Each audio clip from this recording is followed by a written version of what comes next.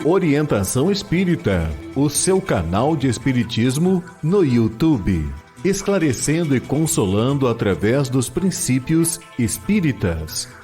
Faça a sua inscrição e renove sua vida. Vamos juntos fazer o mundo melhor. Em todos os momentos, o Livro Espírita é a melhor companhia. Comprando em marcosdemario.com, você apoia a manutenção do canal Orientação Espírita.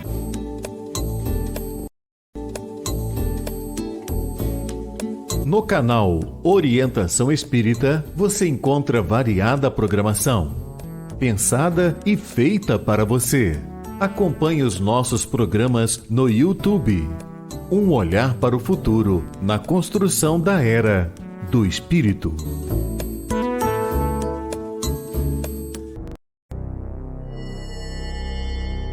Tem início mais uma edição de Ante os Novos Tempos.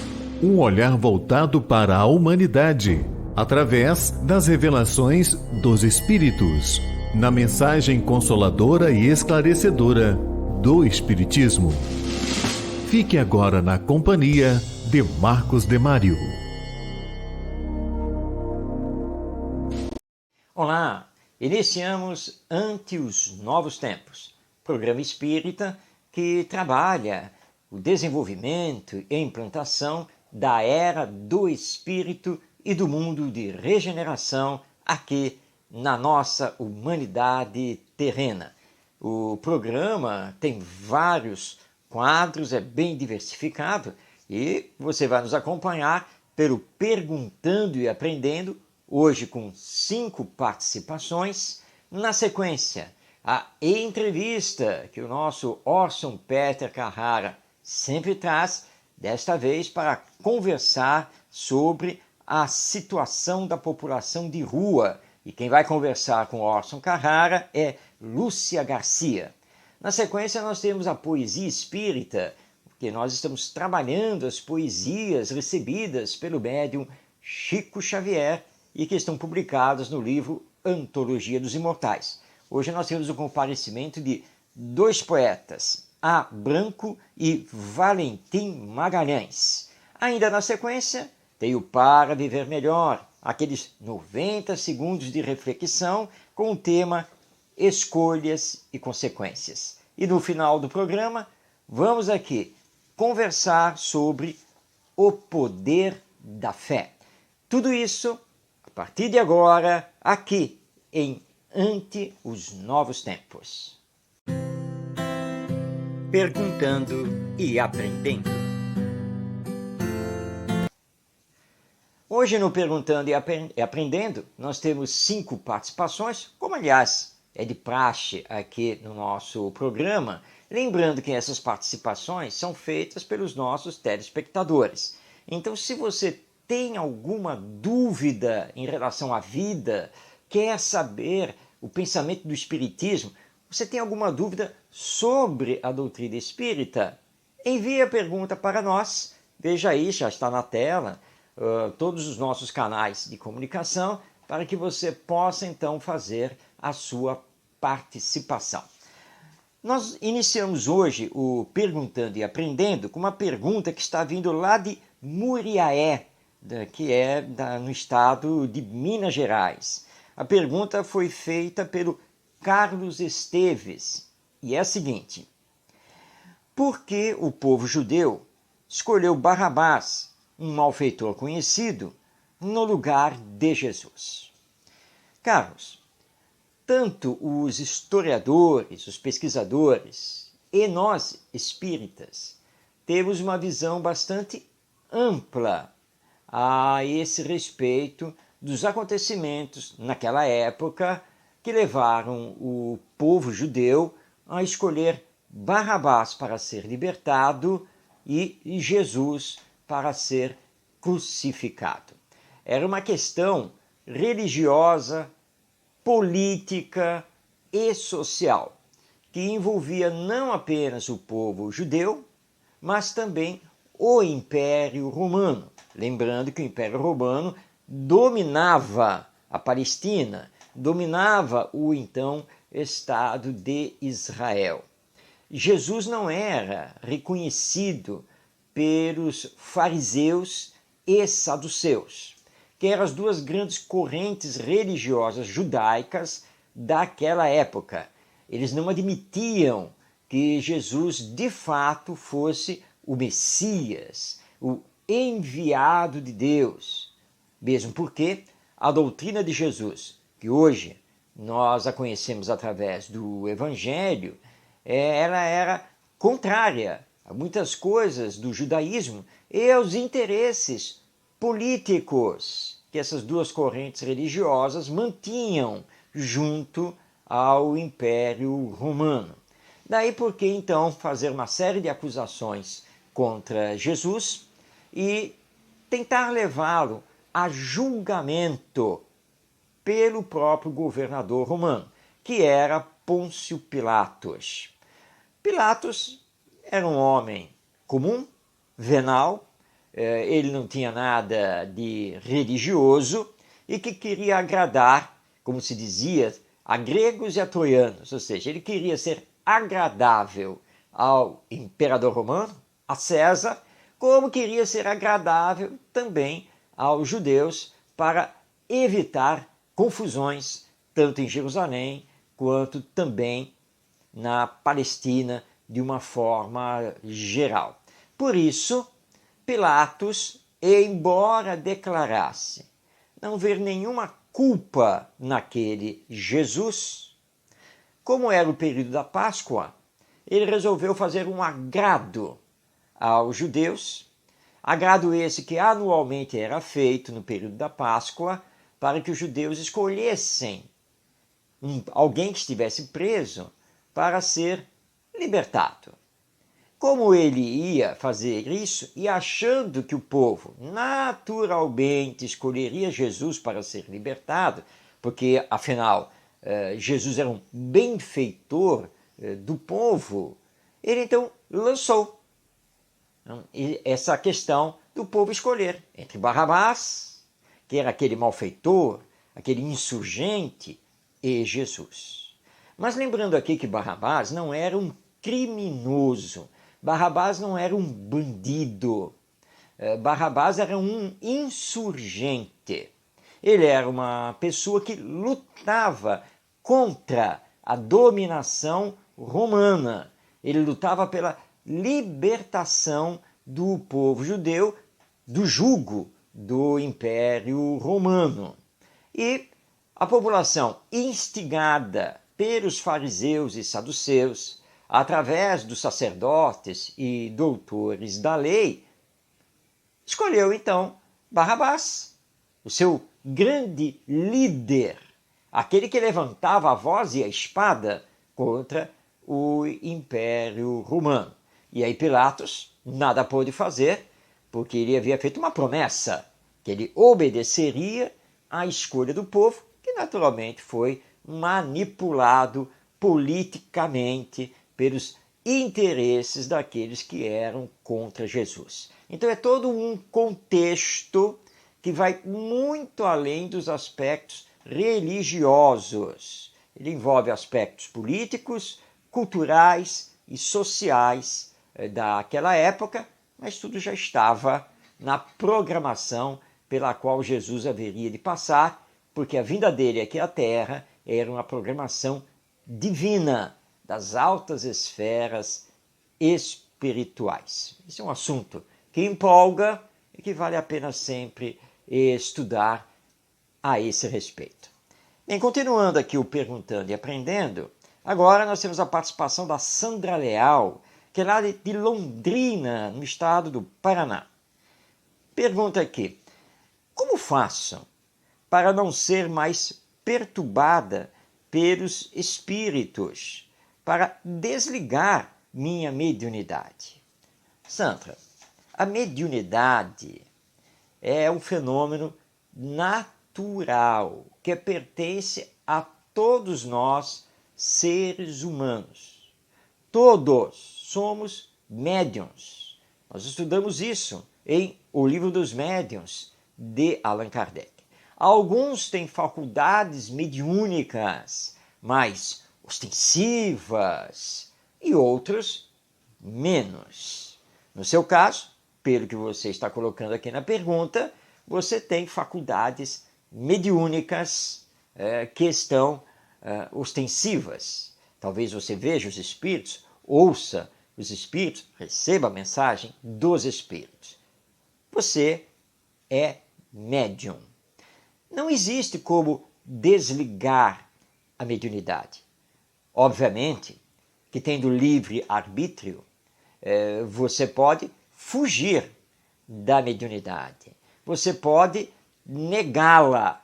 Você pode não querer desenvolvê-la, mas ela sempre estará com você. E quando você foge da mediunidade, você está abrindo campo para que espíritos inferiores atuem sobre você, sobre as suas faculdades mediúnicas ou faculdades psíquicas. A recomendação é que você estude a doutrina espírita para compreender a mediunidade e procure frequentar um centro espírita para receber as orientações e passar então a controlar as suas faculdades mediúnicas e direcionando-as para o bem. E aí você não terá mais na mediunidade um fator de perturbação da ordem da sua vida. Não fuja às faculdades mediúnicas. Elas são um dom dado por Deus a você para a prática do bem. Encare a mediunidade como algo natural e procure então estudá-la, educá-la, discipliná-la através do Espiritismo. Vamos agora à participação da Laura Castro, que é de Taubaté, no estado de São Paulo. Ela pergunta: o que devo fazer diante de familiares que, por motivo de terem outra religião, vivem me perturbando por eu ser espírita? Bem, a nossa Laura está trazendo aqui para o programa um caso que é muito mais comum do que podemos imaginar. Quando estamos isolados na família por causa da religião a qual optamos, que é o caso dela, que é espírita, numa família cujos componentes possuem outra religião e ela não é respeitada na sua fé, na sua escolha, na sua crença. O que nós podemos recomendar a você, Laura, é que esse respeito parta de você.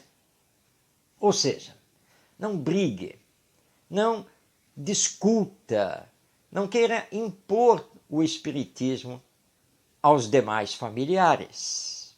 Silencie e mostre através dos seus exemplos de caridade, de fraternidade, de solidariedade, enfim, de amor ao próximo, quanto bem que o Espiritismo faz a você. E que o Espiritismo não condena nenhuma outra religião. O Espiritismo respeita a fé e a crença de cada ser humano.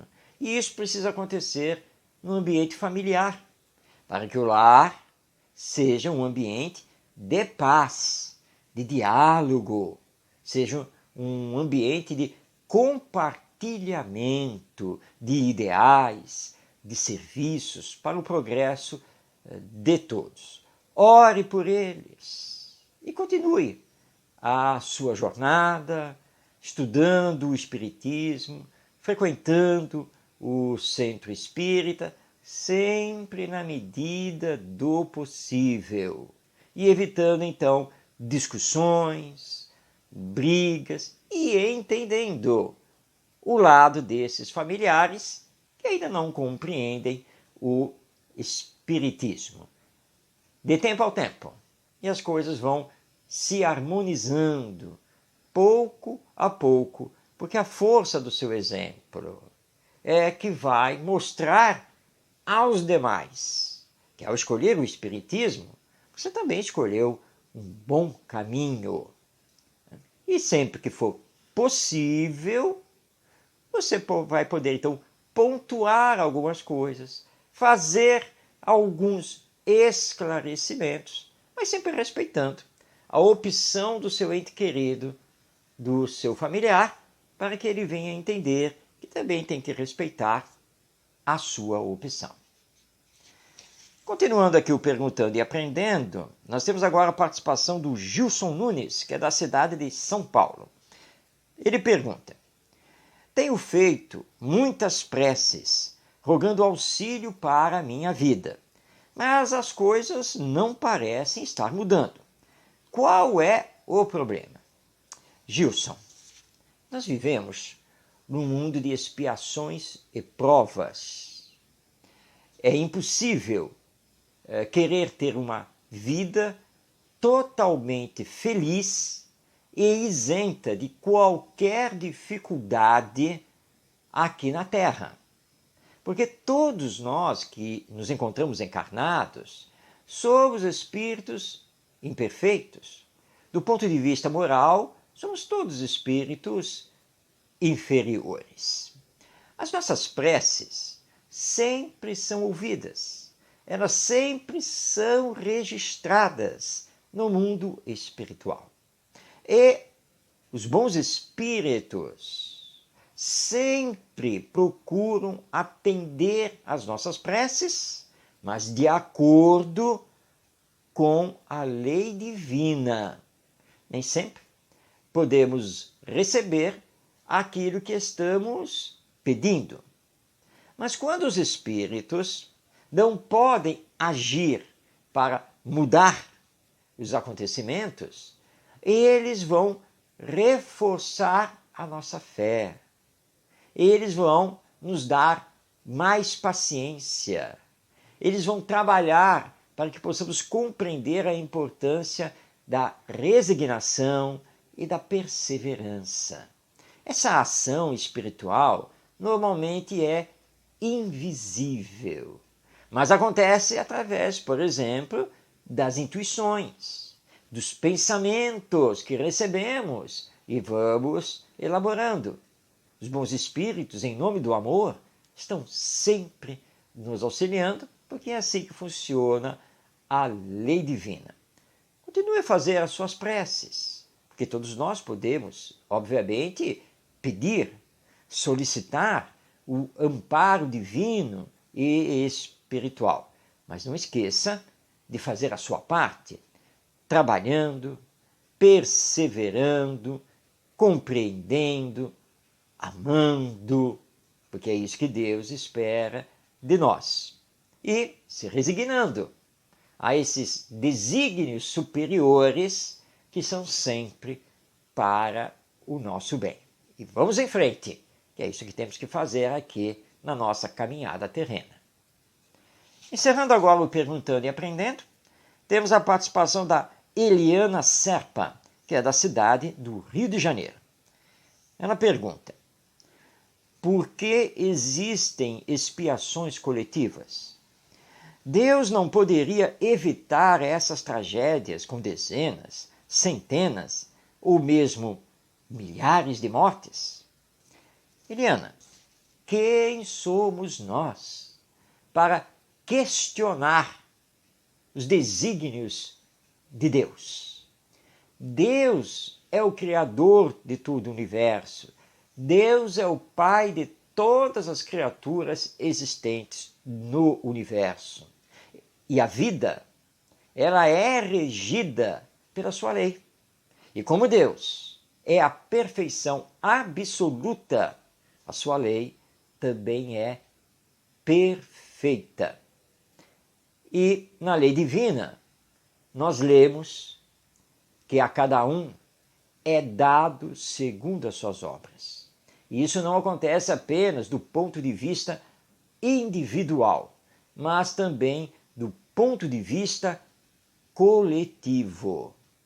Por exemplo, é muito conhecido na literatura espírita, o caso do incêndio do circo na cidade de Niterói, na década de 1960, que levou à desencarnação de centenas de pessoas e que os espíritos, através do médium Chico Xavier, depois vieram relatar que esse incêndio havia sido uma expiação coletiva, porque todos os que desencarnaram estavam ligados por encarnações passadas e especificamente na época do imperador Nero, o Império Romano, quando houve o incêndio criminoso de Roma.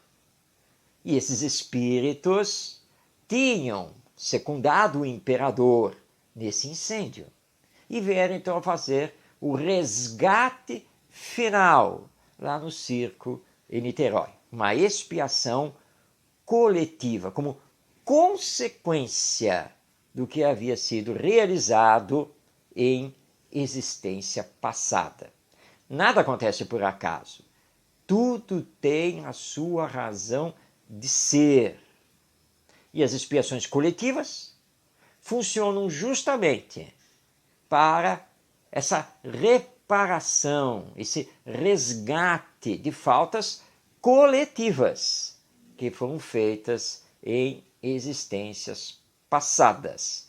Claro que isso vai minimizar e um dia vai acabar na medida em que nos dedicarmos ao bem do próximo, ao amor ao próximo, e a Terra for saindo de mundo de expiações e provas para o mundo de regeneração, depois para o mundo feliz e assim por diante. Bem, chegamos ao final do Perguntando e Aprendendo. Veja aí na tela os nossos canais de comunicação para que você possa também enviar a sua pergunta, como hoje fizeram o Carlos, a Sandra, a Laura, o Gilson e a Eliana. Seja você o próximo que vamos responder, sempre à luz da doutrina espírita.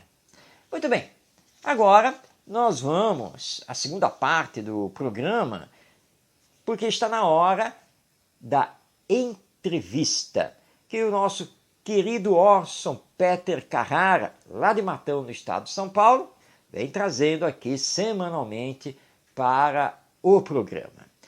Desta feita, ele vai bater um papo sobre um tema da nossa atualidade, tema esse que tem muito a ver, principalmente, com as grandes cidades brasileiras. O Orson vai conversar sobre população em situação de rua. A visão que o Espiritismo tem a esse respeito e os serviços de caridade que nós espíritas podemos realizar. Esse bate-papo ele vai realizar com a Lúcia Garcia, que tem já uma grande experiência nesse atendimento à chamada população de rua. Vamos então à entrevista com o nosso Orson Peter Carrara. Conversando sobre Espiritismo. Estamos aqui hoje com a Lúcia Nascimento Garcia Neto, que é do Rio de Janeiro. Vai nos falar sobre população em situação de rua. Lúcia está vinculada ao Centro Espírita Leon Denis, no Rio de Janeiro, e ativa o trabalho na obra social Condessa Paula, que é uma instituição independente do Centro Espírita Leon Denis, mas de origem fundada pelo nosso querido e saudoso Altivo Panfiro. Então, mais uma razão para nos alegrarmos aqui, lembrando esta figura tão importante da história do movimento espírita nacional, com tantos exemplos que deixou, com tantos companheiros que levam adiante o seu ideal, a sua perseverança, o seu trabalho sempre presente. Então, nós temos aqui hoje a Lúcia Garcia. Bem-vinda, Lúcia. Muito obrigado pela sua presença e pela sua disposição. Vou falar bom dia, porque eu ainda estou de dia, mas é boa noite para vocês que vão nos ouvir nessa live. Então, a gente Eu sou Lúcia Garcia, né? Eu trabalho no Grupo Condessa Paula, lá eu sou a presidente. Nós temos 2 serviços, né? Um de população de rua, que foi criado em 1990, já vamos fazer agora em fevereiro 33 anos de trabalho. Eu estou há mais ou menos 30 anos nesse trabalho. Comecei como coordenadora, né, colocada pelo Altivo Panfiro, e depois, quando a gente comprou o nosso prédio, tiramos o CNPJ, nos acertamos como obra social espírita, a gente ficou independente e eu estou presidente desde há 20 anos. Né? Então, estou há 20 anos presidente, desde 2003. 2003, mais ou menos isso. Então, a gente é um trabalho que nós somos espíritas, então a gente sabe que quem dirige a casa espírita são os espíritos, e a gente tem que ser um bom instrumento desses espíritos. Isso a gente vai aprendendo na vida, né? Mas eu estou com população de rua há muito tempo. Ontem mesmo eu saí na rua entregando quentinha, porque eu acho que quando a gente trabalha com eles, não é para ficar só no gabinete, só assinando papel, não. A gente aprendeu, né, que a gente, como espírita, que a gente precisa ser ativo. A caridade, ela é ativa. A gente precisa confiar em Deus e fazer a nossa parte. Então, ontem eu saí das ruas. E é muito bom sair na rua, porque a minha área, nós entregamos quentinho em 7 áreas. E quando a gente sai na rua, todas as quintas-feiras, a gente entrega um cartão com o nosso endereço. E aí eles vão na nossa obra, às vezes vão, às vezes não vão, mas eles vão às segundas-feiras, que é a porta de entrada. Então, nós temos um trabalho já todo organizado, esse trabalho é antigo, tem 33 anos, então a gente, ao longo desse tempo, a gente foi melhorando o nosso trabalho. Quando a gente começou, a gente só entregava quem tinha na rua. Depois, no ano seguinte, a gente viu tantas situações que a gente precisava ter uma atuação maior, porque não é só dar o alimento, a gente vê pessoas idosas abandonadas pela família, a gente vê pessoas dependentes de drogas, e atualmente está aumentando significadamente o número de pessoas que consomem drogas, a maioria são jovens, e aí a gente tinha que fazer uma ação maior. Aí a gente começou um atendimento também na obra social Antônio de Aquino, que é do Centro Espírita Leon Denis, aos domingos. E aí a gente atendia eles em todas as necessidades. Eles entravam, tomavam banho, como acontece até hoje na nossa sede. O domingo, né? Os assistidos entram, café da manhã, banho, faz barba, troca de roupa. A gente tem dificuldade de conseguir roupa masculina, porque é uma observação, a maioria da população de rua são homens, as mulheres são uns 10% em relação aos homens. O nosso atendimento, nós temos muito mais homens, consequentemente, a gente tem dificuldade de roupa para eles tomarem banho. Então, entra, faz isso tudo. Nós temos os valores universais, eles sobem. Tem 2 salas com os valores universais, pessoas treinadas, pessoas que levam o evangelho e esses valores universais. Nós temos também uma sala, depois desses valores universais, que cuida das dependências, e aí eles ficam ali, e depois eles almoçam e saem.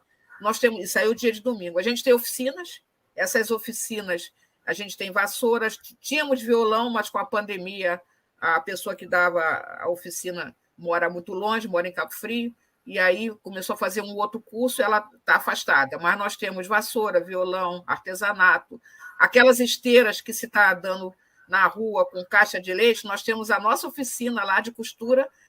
Ontem a gente levou 35 esteiras daquelas, com caixa de leite, que aquilo é bom, que impermeabiliza e faz com que a friagem não suba para eles.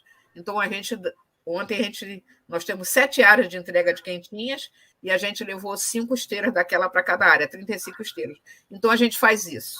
E aí, a gente tem também o trabalho na segunda, que é os não cadastrados, eles entram, e a assistente social vai avaliando, tem que tirar o documento para ser atendido na casa, isso a prefeitura exige, então ela faz um encaminhamento para tirar o documento gratuitamente. Isso na segunda, depois que eles têm os documentos todos, que às vezes eles não têm documento nenhum, e aí ela cadastra. Aí cadastra ou para o domingo ou para quinta-feira, divide mais ou menos. Na quinta-feira nós temos as mulheres, porque tem muitos casais, né? As mulheres e os homens ali, só que o atendimento é à tarde. É o mesmo atendimento de domingo. A gente antigamente tinha um dentista, mas estamos sem, e médica também a gente está sem médico.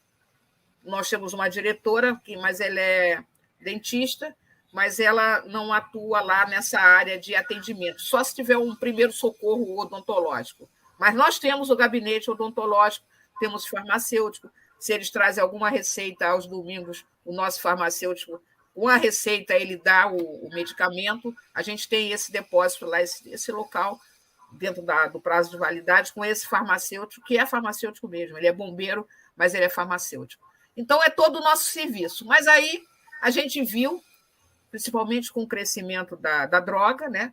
Estava no nosso estatuto, que a gente precisava fazer uma casa lá. E aí a gente comprou um terreno. Primeiro eu fui fazer a horta orgânica.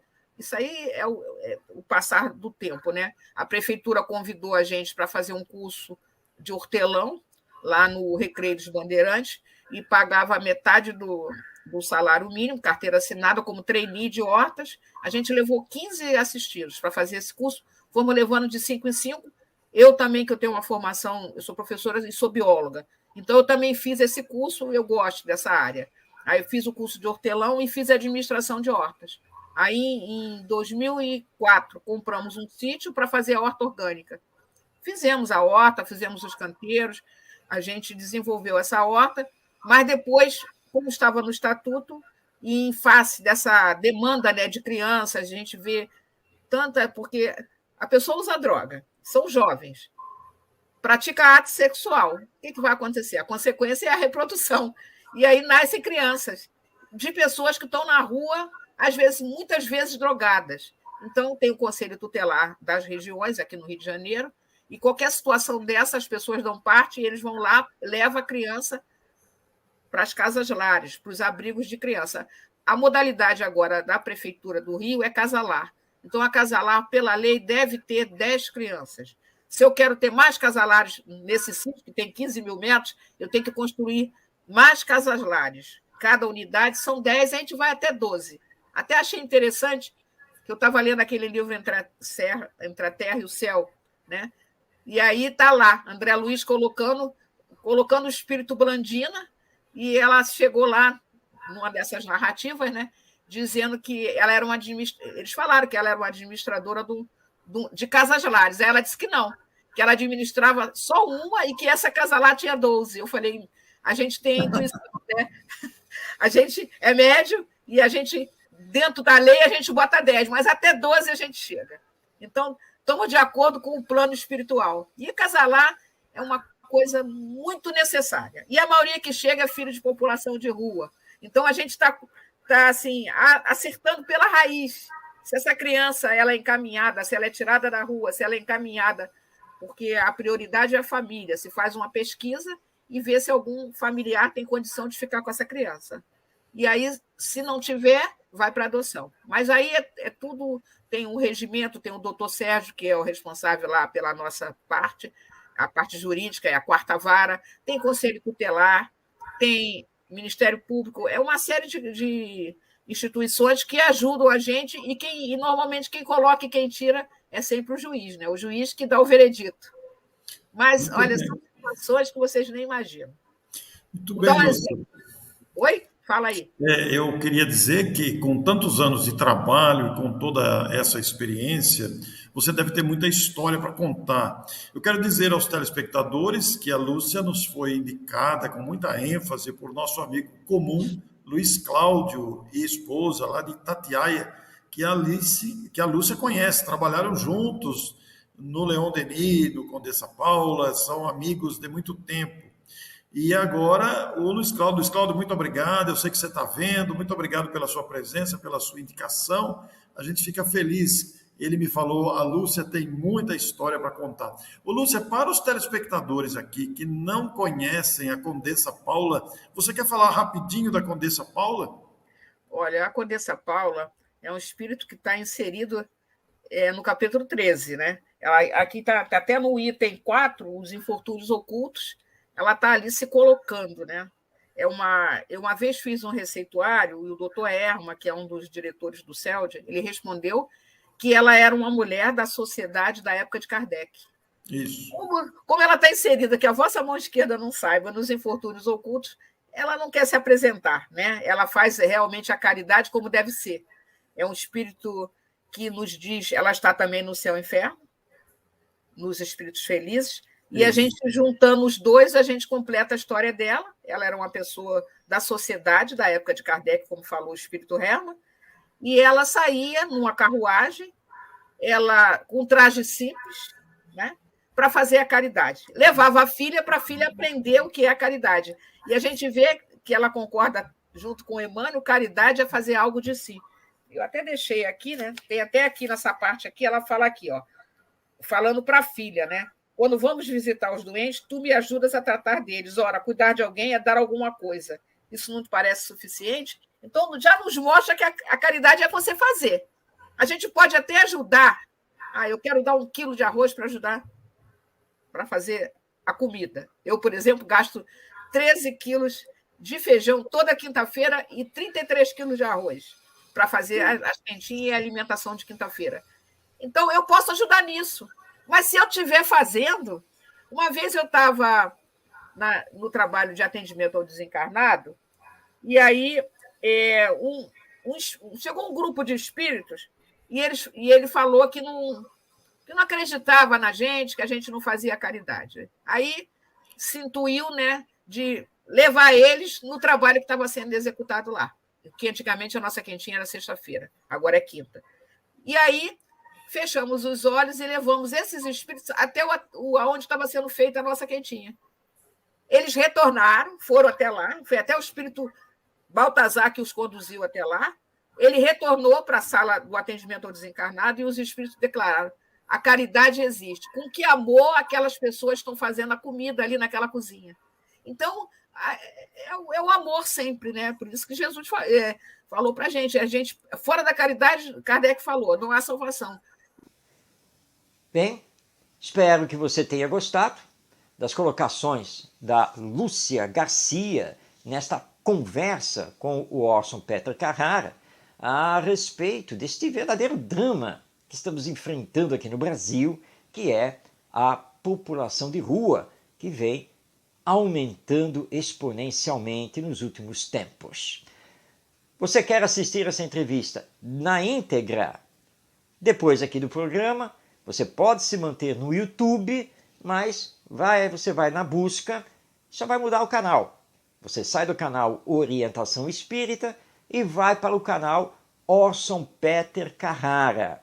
E ali você vai poder assistir na íntegra esta excelente entrevista concedida por Lúcia Garcia para o nosso Orson Peter Carrara. Bem, vamos agora à terceira parte do programa. Está na hora dos poetas do além, que retornaram através da mediunidade de Chico Xavier. Vamos rodar a vinheta, porque está na hora do Poesia Espírita. Poesia Espírita.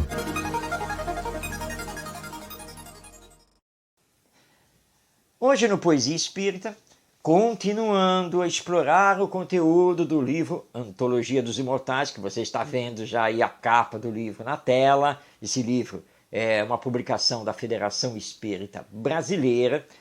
Vamos trazer 2 poetas.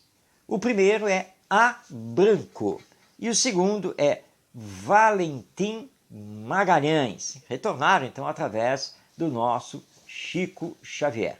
Ambos dedicaram a nós sonetos. A Branco, na verdade, é um pseudônimo de um poeta que não quis se revelar. Ou seja, não sabemos quem ele é. Ele não se identificou. Ditou, escreveu o soneto através do Chico Xavier e assinou simplesmente A. Branco. Nada mais do que isso. Então não sabemos quem é esse nosso poeta do além, mas seu poema é brilhante e muito tocante Então vamos passar a palavra a ele, que ditou, então, através do Chico Xavier, o soneto Diante da Vida. Encarcerado, enfim, nas grades da memória, tudo tresanda em mim o sinistro bafio da torva escuridão a que me sentencio, na câmara de fel da sombra merencória. Mocidade, ilusão, tudo é lodo e vanglória, esbarrando na morte, horrendo desafio. Para a descida ao caos ignoto, imenso, frio, e ser lama pensante, escória sob a escória. Ó minha alma infeliz, por que assim te sublevas? Corvo triste da mágoa a crocitar nas trevas, volve em prece a dormir na paz inerme do ovo. Sepulta, coração, no tremendal medonho, a aflição derradeira e o derradeiro sonho, para tudo esquecer e começar de novo. Eis aqui o pungente poema Diante da Vida, encenado por esse espírito a Branco, e que está falando de si mesmo, e que nos indica que mergulhou naquela mocidade mundana e hoje ele está tremendamente arrependido e em sofrimento e rogando o começar de novo, ou seja, uma nova encarnação. Mas continuando aqui o Poesia Espírita, agora é a vez do poeta Valentim Magalhães, ou Antônio Valentim da Costa Magalhães. Ele foi romancista, poeta, crítico literário, teatrólogo, contista, jornalista e bacharel pela Faculdade de Direito de São Paulo. E, na sua época, ele teve uma intensa atividade no campo do direito e também do jornalismo e da literatura. Valentim Magalhães reencarnou na cidade do Rio de Janeiro em 16 de janeiro de 1859 e veio desencarnar também no Rio de Janeiro em 17 de maio de 1903. Ele retorna através de Chico Xavier e nos traz o soneto Doce Paralítica, ao qual ele fez uma dedicatória, que é a seguinte: Preito de amor, a irmã aprisionada no leito há 30 anos. Vamos agora, então, ao soneto. Revejo-te a brilhar no fausto de outras eras, no tronco de cetim, sobre o dossel de opalas, gravas horrendas leis, e o povo, ao proclamá-las, deita pranto e suor nas provações severas. Ninfa adulada e loura, em róseas primaveras, fragrâncias orientais suavíssimas trescalas, e contraste, e risão. Quando surges e falas, epopeias de dor em fúria transverberas. Depois de longo tempo, augusta soberana, encontrei-te a chorar, tristonha ruína humana, enferma e sem ninguém que te incense ou idolatre. Mas reencarnada, assim, desditosa e esquecida, lavaste o coração, purificaste a vida, e fulgas qual estrela entre as sombras do catre. Então, o nosso Valentim Magalhães, trazendo esse poema, nos contando a história desta ex-rainha, ex-soberana, que foi tirana, agora reencarnada na pobreza, na miséria e paralítica há 30 anos na cama, como consequência justamente do que fez quando teve todo o poder na mão. Este poema de Valentim Magalhães e o anterior, assinado por A. Branco, estão publicados no livro Antologia dos Imortais, que você está vendo aí na tela, publicação da Federação Espírita Brasileira. Semana que vem teremos mais 2 poetas que retornaram através do Chico Xavier. Mas agora está na hora de fazermos aquela pausa para refletir, para meditar. Nós temos 90 segundos para isso. Está na hora do vídeo do Para Viver Melhor, hoje com o tema Escolhas e Consequências.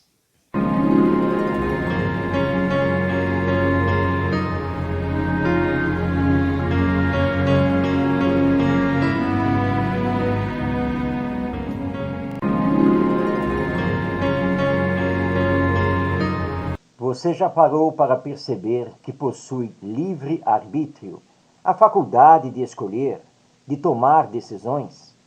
Que é você quem decide o que quer fazer, o que quer ser, para onde quer ir e assim por diante?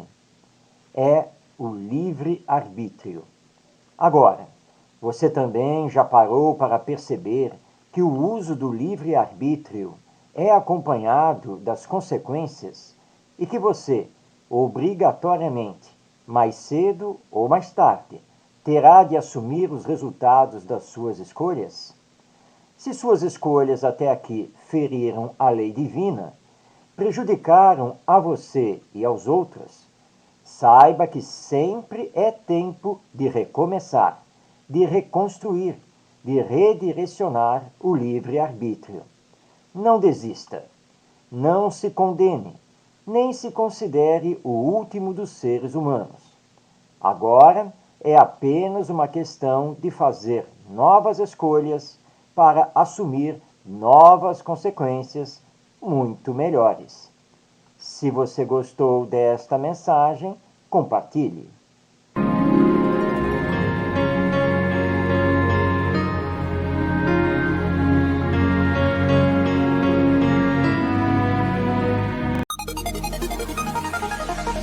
Entendendo com o Espiritismo.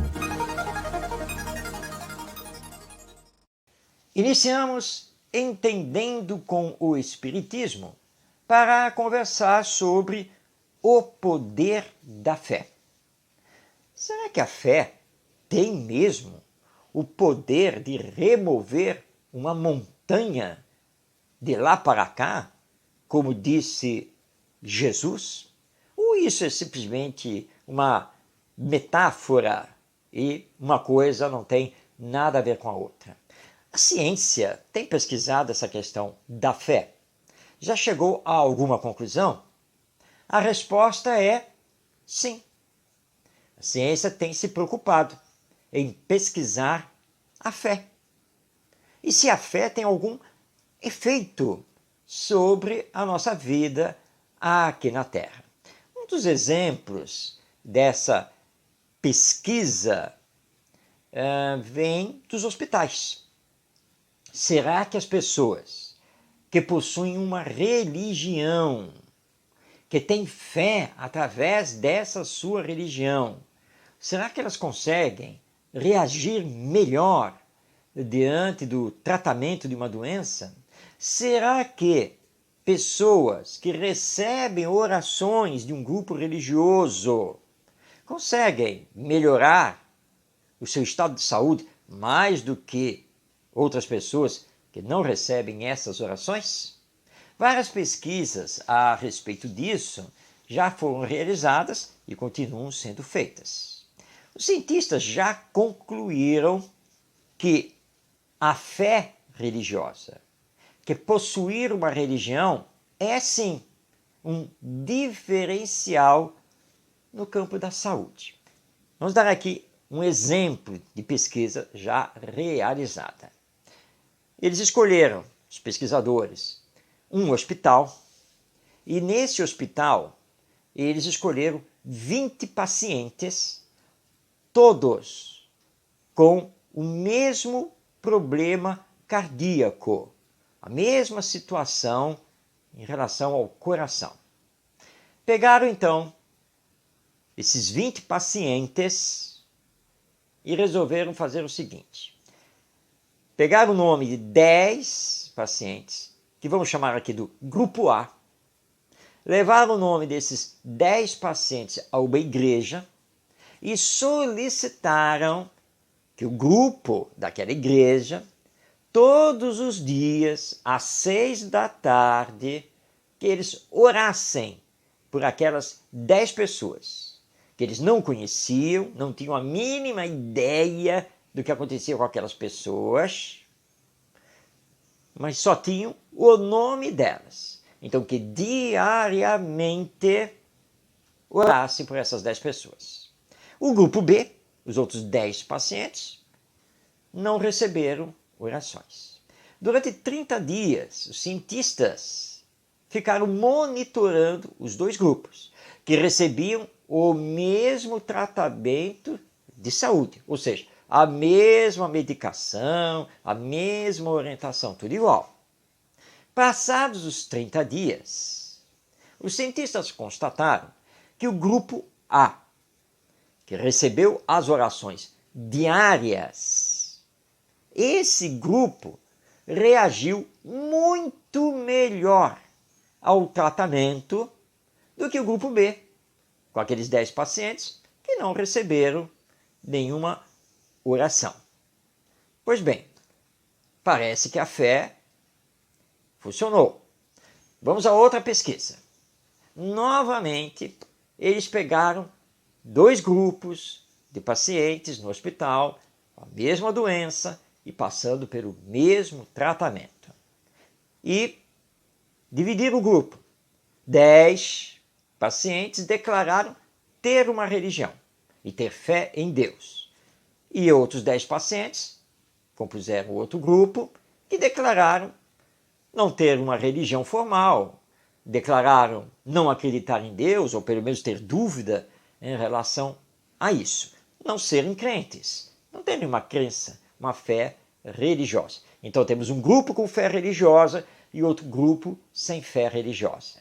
Para o grupo com fé religiosa, a medicação principal foi substituída por uma pílula sem efeito, não medicamentosa, mas com os pacientes acreditando que estavam tomando sim o remédio. O grupo B continuou seu tratamento normal. Novamente, ao final de um período de pesquisa diária, a constatação dos cientistas é que o grupo A, o grupo composto pelos pacientes religiosos, que acreditavam em Deus, que todos os dias oravam, que recebiam o apoio espiritual da sua igreja, mesmo tomando um placebo, ou seja, um não remédio, todos eles melhoraram significativamente de saúde. Enquanto no grupo B, não religioso, e que não recebeu apoio de religiosos, de orientação espiritual, mas que tomava a medicação correta, desse grupo B, vários pacientes tiveram seu estado de saúde agravado. Bem, essas duas pesquisas mostram que a fé religiosa, de alguma maneira, ela sim funciona. Nesse caso, são duas pesquisas ligadas ao organismo físico, biológico. É, portanto, chamado poder da fé. Os cientistas consideram que a fé é alguma espécie de energia. Eles não sabem defini-la, não sabem dizer que espécie de energia é essa, mas que faz realmente verdadeiros milagres. Vamos colocar milagres aqui entre aspas, porque nós espíritas não acreditamos em milagres. Para nós, tudo está dentro da lei divina. Tudo é natural.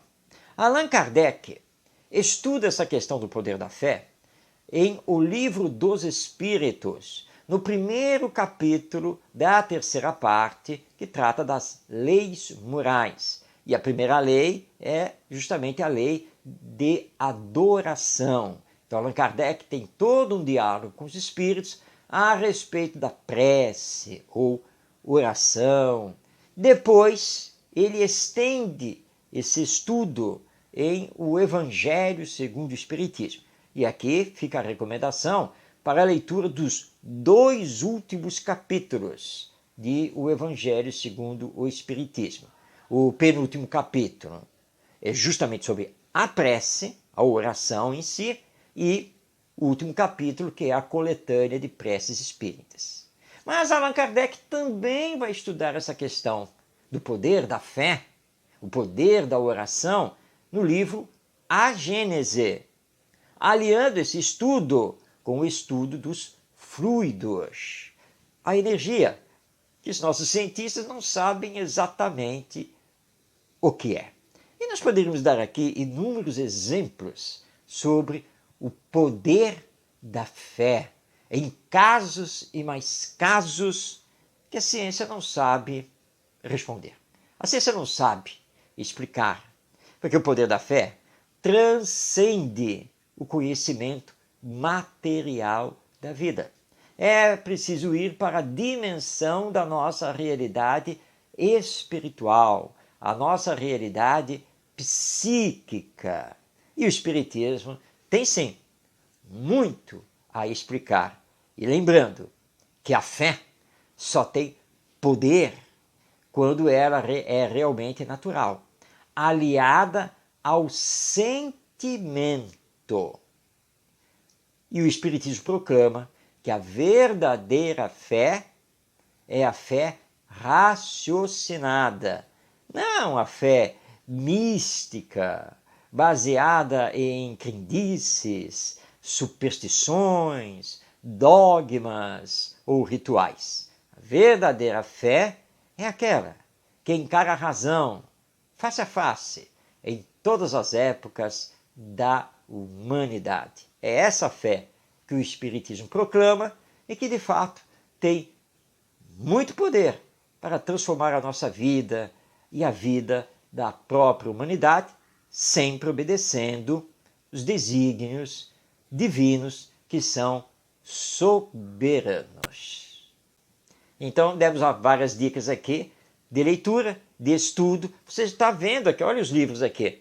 Eles já estão aqui na tela, compõem o nosso cenário, para que você possa mergulhar, então, nesse universo fantástico, maravilhoso e muito importante sobre o poder da fé na visão do Espiritismo, da nossa realidade como almas imortais mergulhadas no universo divino. Bem, chegamos ao final de Ante os Novos Tempos. Nosso agradecimento pela sua companhia. Que Jesus, nosso Mestre, nos abençoe. Estejamos aqui vibrando em paz e amor. E continuemos o nosso trabalho na fraternidade, na solidariedade, na caridade, para que a era do Espírito se faça presente aqui na Terra e que a nossa humanidade possa adentrar no mais breve tempo possível no mundo de regeneração. Um grande abraço a você, paz na sua vida e até próxima quarta-feira. Até semana que vem.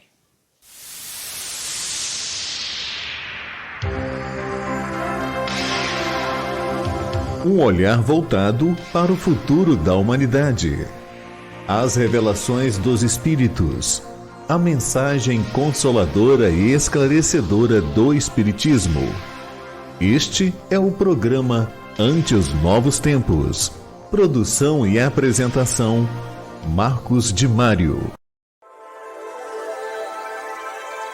Orientação Espírita, o seu canal de Espiritismo no YouTube. Esclarecendo e consolando através dos princípios espíritas. Faça a sua inscrição e renove sua vida. Vamos juntos Fazer o mundo melhor.